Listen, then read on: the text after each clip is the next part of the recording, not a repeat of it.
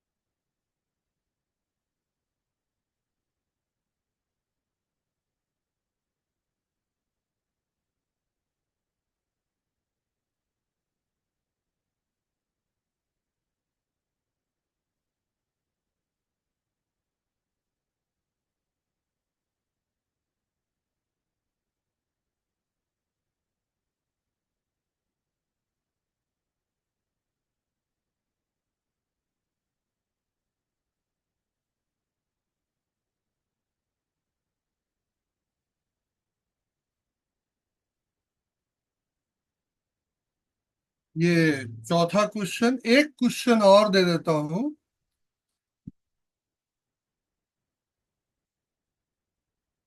तो दो चार क्वेश्चन प्रैक्टिस कर लेंगे तो ये लगभग टॉपिक पर आपका मल्टीप्लिकेशन पर कमांड हो जाएगा।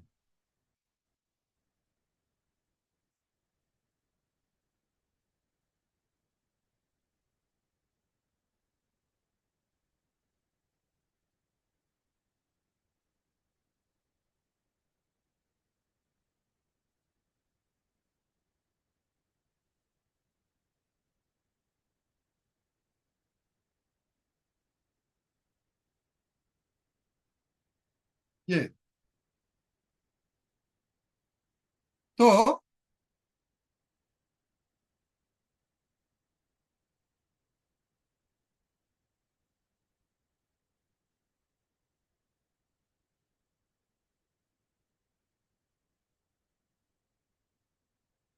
ये 5 क्वेश्चन है।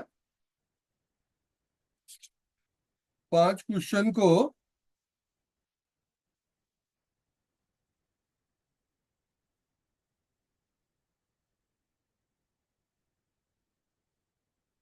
आप कंप्लीट कर लिए तो काफी कुछ जो है यहाँ पर आपको समझ में आ जाए।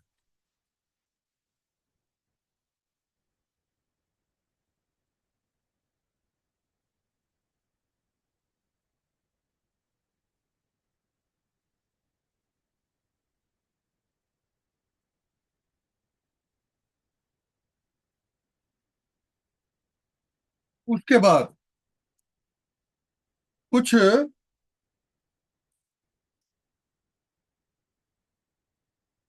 कुछ चीजों को और पढ़ते हैं जो आगे यूजफुल हमारा रहने वाला है। एक टॉपिक जो है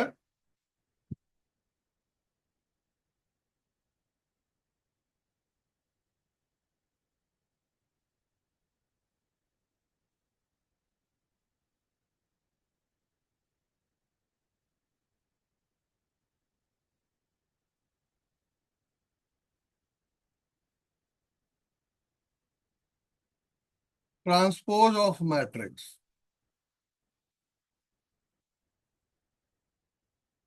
ट्रांसपोज ऑफ मैट्रिक्स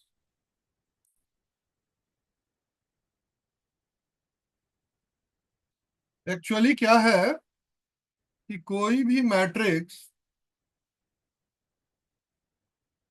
मैट्रिक्स यदि आपको एक matrix A I J, suppose करें m×n दिया हो, तो m×n दिया हुआ है, इसी को n×m कर देना, यही ट्रांसपोज कहा जाता। ऊपर ऐसे डॉट लगा दिया तो इसका मतलब होता है ट्रांसपोज ऑफ मैट्रिक्स ए। कुछ बुक में वर्तमान में जो चल रहा है, वहां पर इसकी जगह पर ए पे पावर टी भी लिख दिया जाता है, और कहीं सीधा डॉट दे करके इसको डिनोट किया। तो अगर जैसे मान लीजिए कि आपका एक मैट्रिक्स है a i j m×n, तो यहां a i j n×m कर दिया जाए, तो ये ए का ट्रांसपोज हो जाए। एग्जाम्पल यानी सीधा सा समझिए, रो जो है, रो ऑफ फर्स्ट मैट्रिक्स,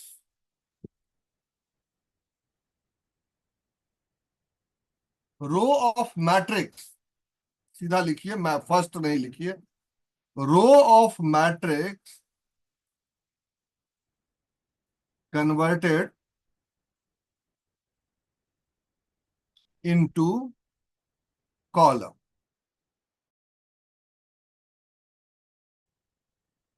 यानी रो कॉलम में कन्वर्ट हो जाए, इसी को हम ट्रांसपोज ऑफ मैट्रिक्स बोलते हैं। अब एग्जाम्पल यदि देखना हो, एग्जाम्पल यदि देखना हो तो हम देख सकते हैं। एक मान लीजिए कि मैट्रिक्स है आपके पास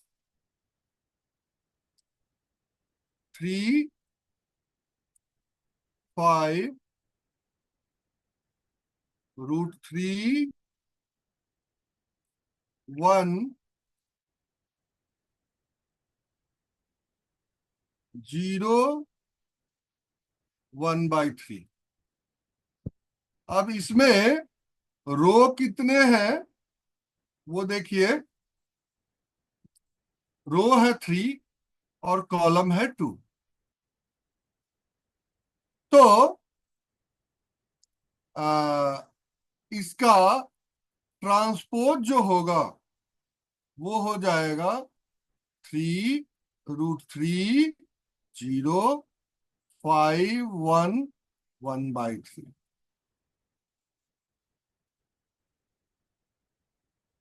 2×3, पहले 3×2 था, अब ये 2×3, यानी रो जो है वो कॉलम में कन्वर्ट। ठीक है, कोई दिक्कत है क्या? अब इसकी ट्रांसपोज की प्रॉपर्टी है, और इस ए ट्रांसपोज को रीट्रांसपोज करिए, इसको अगर दोबारा से हम ट्रांसपोज करेंगे तो यहां जो रो है वो फिर कॉलम में कन्वर्ट हो जाएगा, तो आपका यही आ जाए। तो पहली प्रॉपर्टीज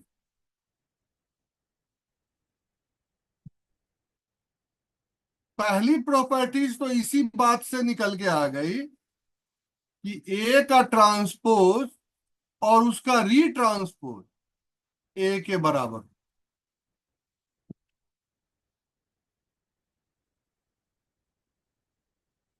अच्छा, दूसरी बात इसमें यह है कि कोई कांस्टेंट टर्म के साथ यदि है, उसका ट्रांसपोज करिए, तो कांस्टेंट टर्म को बाहर निकालने के बाद भी ट्रांसपोज वही रहेगा, के कोई भी कांस्टेंट हो सकता है। तीसरा, यदि ए प्लस बी का ट्रांसपोज करते हैं तो ए का ट्रांसपोज प्लस बी का ट्रांसपोज के बराबर होगा। और सबसे इंपॉर्टेंट बात, ए बी का अगर ट्रांसपोज करते हैं प्रोडक्ट का यहां, तो ये पलट जाएगा, बी का ट्रांसपोज इंटू ए का ट्रांसपोज। तो यानी ए इंटू बी का ट्रांसपोज बी का ट्रांसपोज इंटू ए के ट्रांसपोज के बराबर हो। बात उतनी ही आ गई है, बस इसको जो है समझना है। अब आप चाहें तो एक एग्जाम्पल के तौर पर क्वेश्चन को देख सकते हैं और इसको वेरीफाई कर सकते हैं। एक एग्जाम्पल है, ए है 3√3 2 4 2 0, और बी है 2 - 1 2 1 2 4। तो फर्स्ट ए का ट्रांसपोज फिर रीट्रांसपोज ए के बराबर है, ये शो करना है। दूसरा, ए प्लस बी का ट्रांसपोज ए का ट्रांसपोज प्लस बी का ट्रांसपोज है।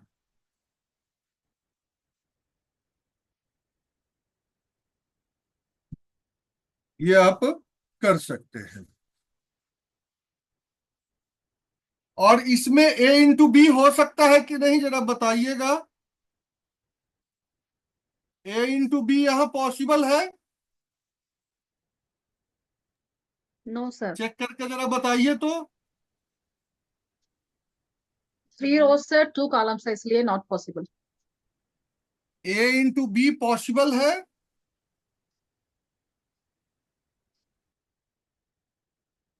पॉसिबल है क्या? नहीं, not possible sir. Not not possible. Possible. क्यों? क्योंकि यहां कॉलम कॉलम 3 है और यहां पर रो 2 ही है, तो इसलिए एक का रो दूसरे के कॉलम के बराबर होना चाहिए, तब ये पॉसिबल हो सकता है, अदरवाइज नहीं हो। तो ये ध्यान रहना चाहिए।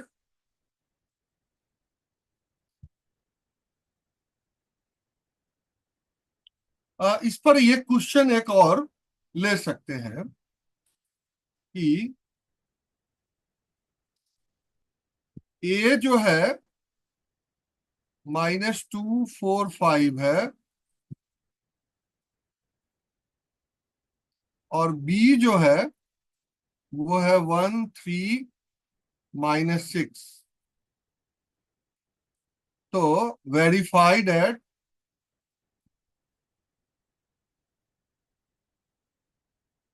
ए बी का ट्रांसपोज बराबर, सॉरी, बी का ट्रांसपोज इंटू ए का ट्रांसपोज। इस क्वेश्चन को चेक कर सकते, ये संभवतः आपके काम की चीज आएगी।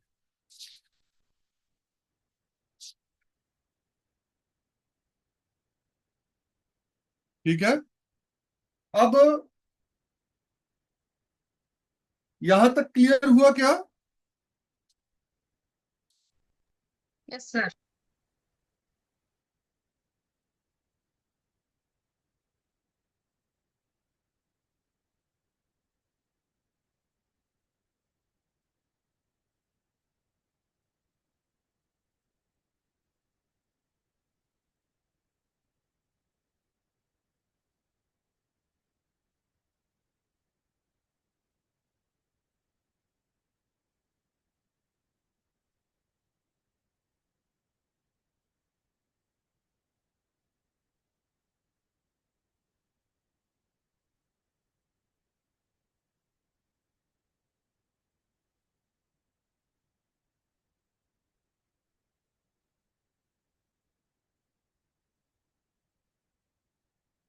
अब हम लोग देखेंगे power of matrix.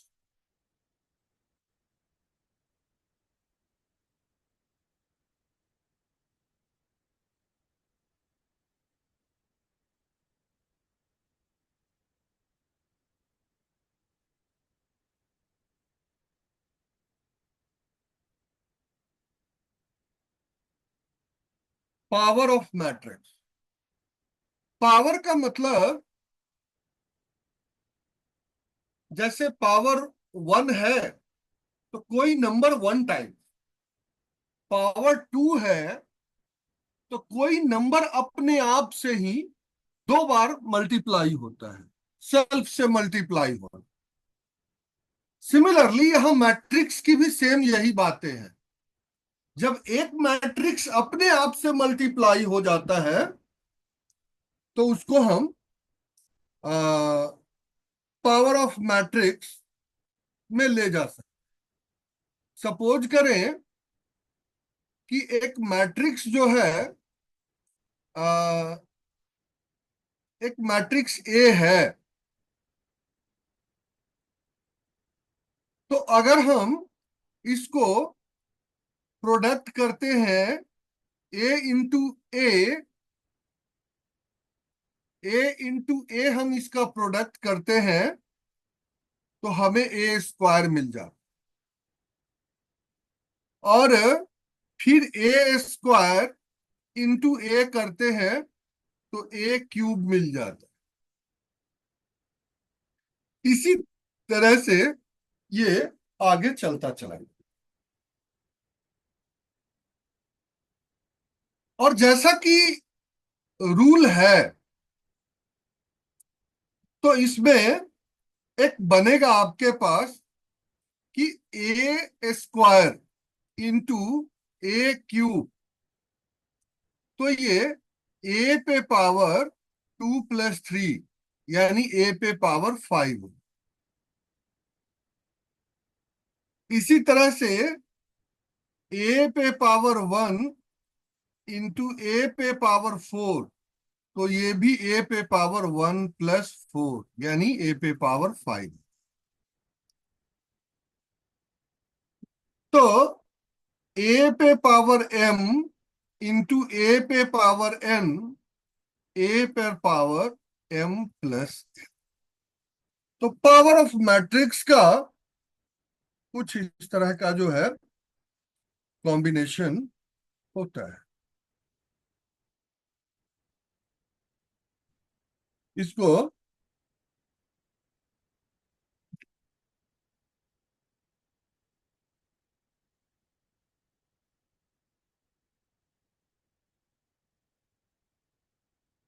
First law, second यहां देखा आपने, थर्ड जो हम देखेंगे वो कुछ ऐसी बात है कि अगर मान लेते हैं कि a पर पावर n है और इसका ट्रांसपोज करते हैं, टी लगा दिया ट्रांसपोज के लिए ताकि आपको पता चले, तो वो बराबर हो जाता है a ट्रांसपोज पे पावर n।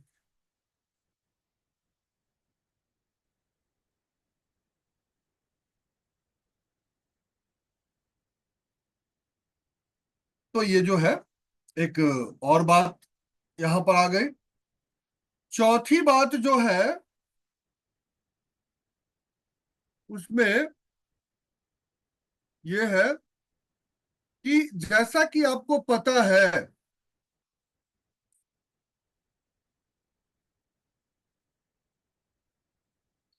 कि अगर अगर ए इंटू बी,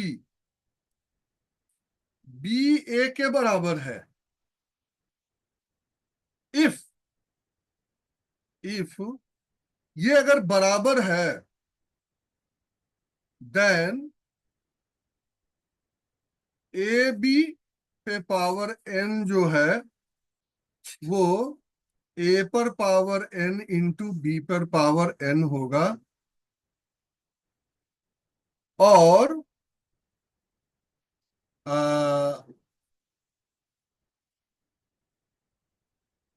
बी पर पावर n इंटू ए पे पावर n।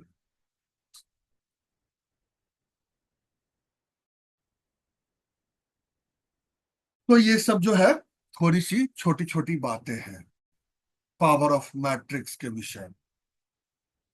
तो ये थोड़ा सा जो है इस पर हम लोग समझे। अब इसमें एक टॉपिक आता है inverse of matrix. Inverse of matrix को कराने से पहले हम अब थोड़ा सा डिटर्मिनेंट्स के टॉपिक्स को देखें। काफी इंपॉर्टेंट है डिटर्मिनेंट्स के टॉपिक।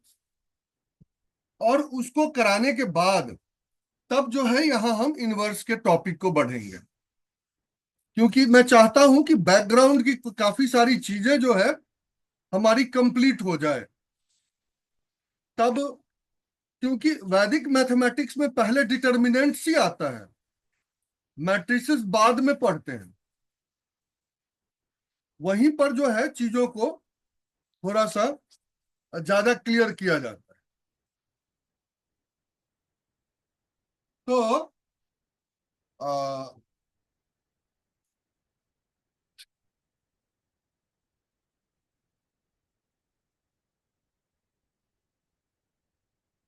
डिटर्मिनेंट्स,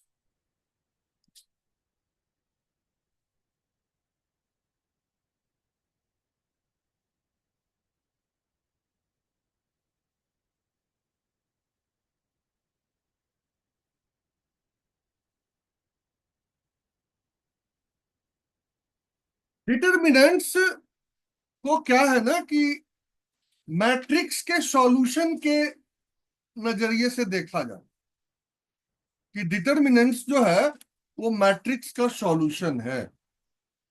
ऐसा यदि अगर हम कहें कि मैट्रिक्स का जहां पर जो फाइनल वो होता है एप्लीकेशन में, वो डिटर्मिनेंट में जाकर के पूरा हो।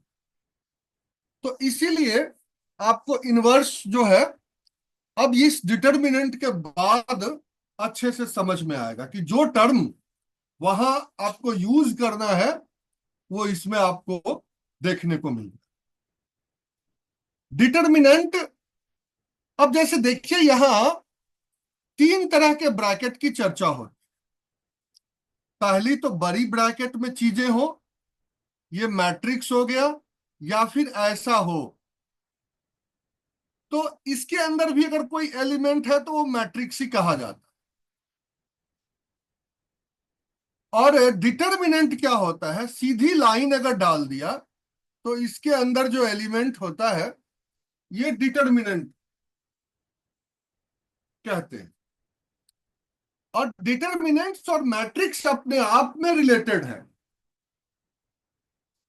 और सिंपली कह दिया जाए कि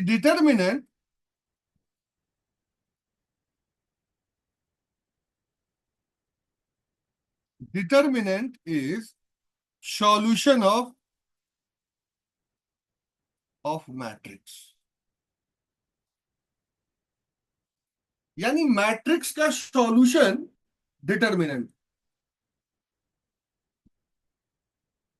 अब यहां से चीजें अभी तक हमने जो देखा कि जनरली वैदिक गणित के सूत्र हम लोग को दिखे नहीं थे, अब जो है चीजें दिखेंगी। अब जैसे मान लीजिए मैंने कहा सॉल्यूशन, तो सॉल्यूशन है कैसे वो देखिए। अब सपोज करें कि कुछ चीजें तो टेंथ तक हम सब लोगों ने पढ़ी है, वहीं उसी को हम कोट करते हैं, क्योंकि मैक्सिमम यहां जो बैठे हैं वो टेंथ तक तो मैथ सबने देखा है। तो a1x plus b1y equal to c1, a2x b2y equal to c। ऐसा जो है, अब इसमें ये है linear equation in two variable, equation one, equation two, ये दो वेरिएबल है। इस तरह से अगर हम किसी इक्वेशन को लिखते हैं तो ये linear equation in two variables. अब जरा समझें कि यही चीज डिटर्मिनेंट कब हो जाती। तो डिटर्मिनेंट जो होता है, अब इसके जो कॉफिशिएंट है A1, A2, B1 और B2, इनसे होते हुए इसके तीन प्रॉपर एलिमेंट बनते हैं। जब इसको हम रिप्रेजेंट करते हैं तो ये कुछ ऐसा बनाता है, देखें। A1, A2, B1, B2,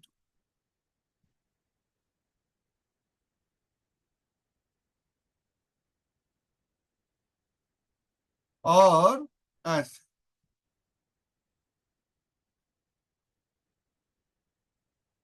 X और Y equal to C1, C2।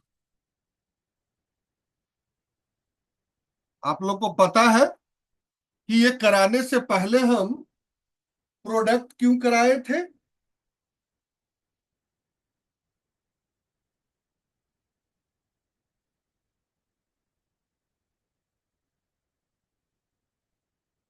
अब देखिए, इसको मल्टीप्लाई करिए तो मल्टीप्लाई करना आता है इस रो को इस कॉलम के साथ, इक्वल टू C1। फिर सेकेंड रो को इस कॉलम के साथ इक्वल टू C2। बहुत आराम से फिर वापिस हम इसी इक्वेशन के ऊपर पहुंच जाए।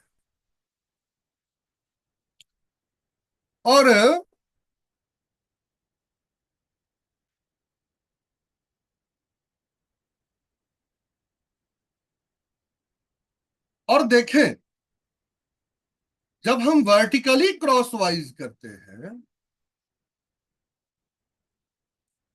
सूत्र ऊर्ध्व तिर्यकभ्याम है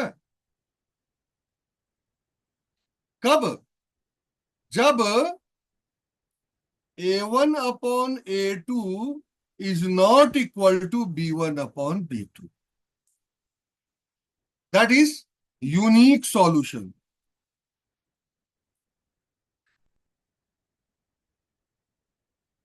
यानी एक सॉल्यूशन जब बनता है तो crosswise,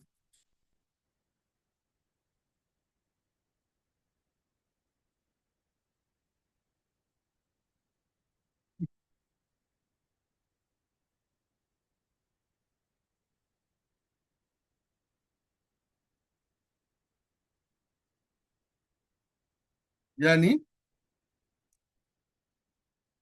A1 B2 minus A2 B1,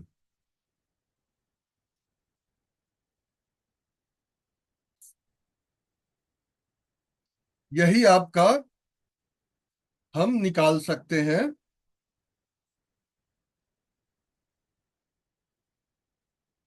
अब इसमें जो एक मैट्रिक्स बना आपका, इसमें जो एक मैट्रिक्स बना, वो मैट्रिक्स ए जो हुआ वो हो गया A1, A2, B1, B2। ये एक मैट्रिक्स हो।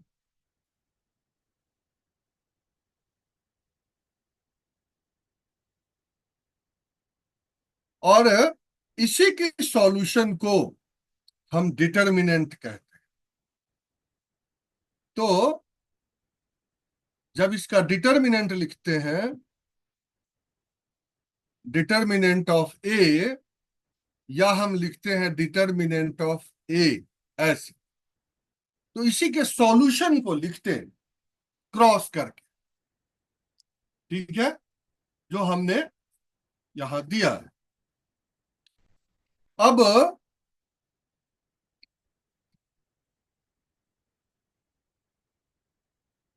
सपोज करें कि एक जो है आपके पास मैट्रिक्स है, एक मैट्रिक्स है ए बी सी डी, ये मैट्रिक्स है। तो डिटर्मिनेंट ऑफ ए क्या होगा? डिटर्मिनेंट ऑफ ए हो जाएगा, यानी determinant of A equal to A B C और डी, ऐसा। इसी को हम डिटर्मिनेंट ऑफ ए कहेंगे, जिसको डीईटी शॉर्ट फॉर्म में ए भी लिख सकते हैं, या दो ऐसे स्ट्रेट ब्रैकेट के अंदर भी हम इसको डाल सकते। और जो वैदिक गणित का सूत्र लागू होता है,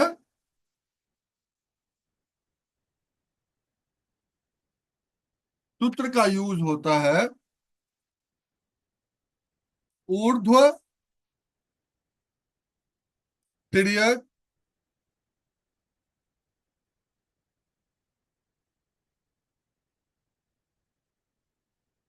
भ्याम, ऊर्ध्व तिर्यक भ्याम।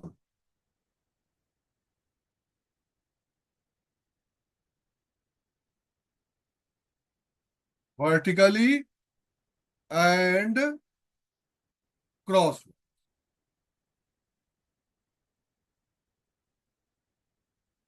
वर्टिकली एंड क्रॉस, इसको हम यूज कर। अब जैसे मान लेते हैं कि एक मैट्रिक्स है। अब हमने मान लिया कि एक मैट्रिक्स है हमारे पास। देखें कि एक मैट्रिक्स है ए।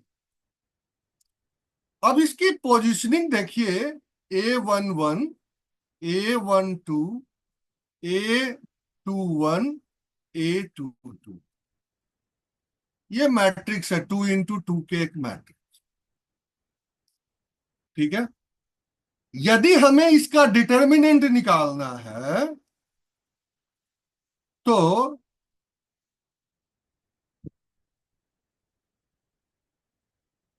तो determinant A equal to determinant of A equal to,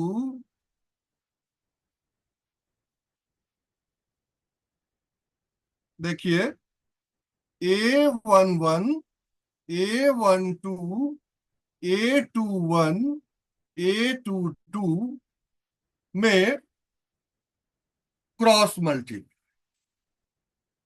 देखिए, इसका इसके साथ, इसका इसके साथ, तो आपका ये हो जाएगा A11 into A22 minus A21 into A12, ऐसे। और जो भी वैल्यू आता है वो आपका आंसर। एक एग्जाम्पल देख सकते हैं, एक एग्जाम्पल देखिए।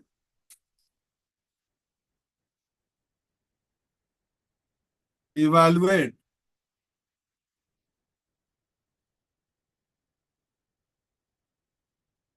टू -1 4 2, ये।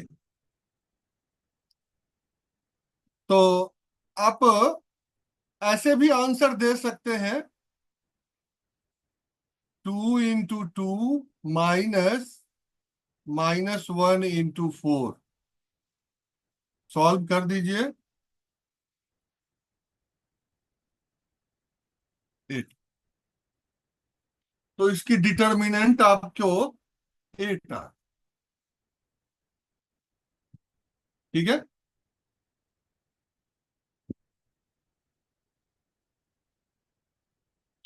तो डिटर्मिनेंट हो गया।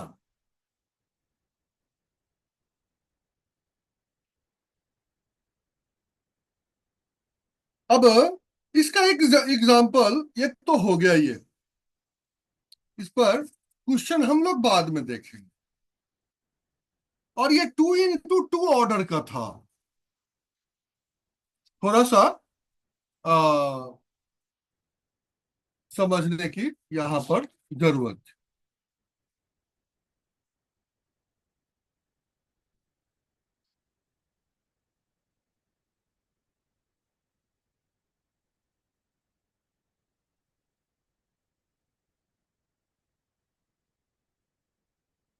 अब 3/3 को समझने से पहले कुछ चीजों को हम लोग ध्यान से देखेंगे। समझेंगे कि माइनर क्या होता है। आ, अब हम 2/2 से ऊपर उठ करके 3/3 को समझने जाएंगे। लेकिन 3/3 को समझने से पहले हम देखेंगे कि माइनर क्या होता है और कोफैक्टर क्या।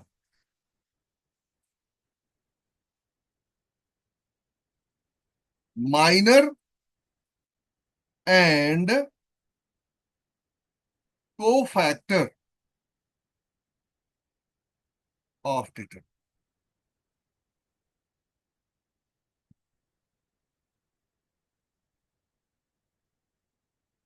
Minor and cofactors of deter.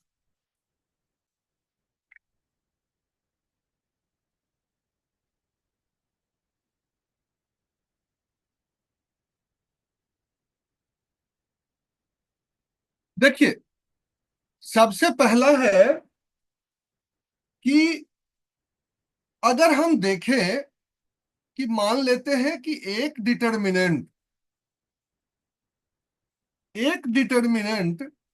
यदि आपके पास ए है n into n ऑर्डर का, सपोज करें, तो इसके जो बनेंगे